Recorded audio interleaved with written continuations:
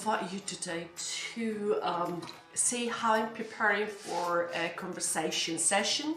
In this case, this one will be, depends, maybe 90 minutes, as the topic we want to discuss today or to talk about is a little bit intensive.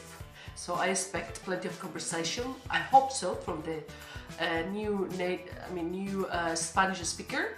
So I just want you to see how I prepare, which is based on the last session. Then I prepare the new session of topics related to the previous one in order to refresh, that knowledge, seeing, and as well the person feels motivated because it's more fluent in speaking. Yeah, it's a little bit, but it is. Yeah, it happens. So what I do is just at the very beginning, I start with some questions and answers just to warm up. The session, and then I share some vocabulary related to what we're going to discuss.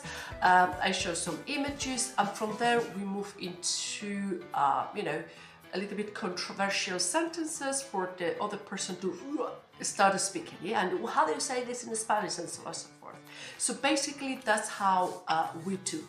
At the end, I just take some notes and see what needs to be improved. That's my recommendation given to the other person, and that's it. Yeah, that's how we work. So I wish you a great day ahead, and I hope to meet you very soon. Share, like, and follow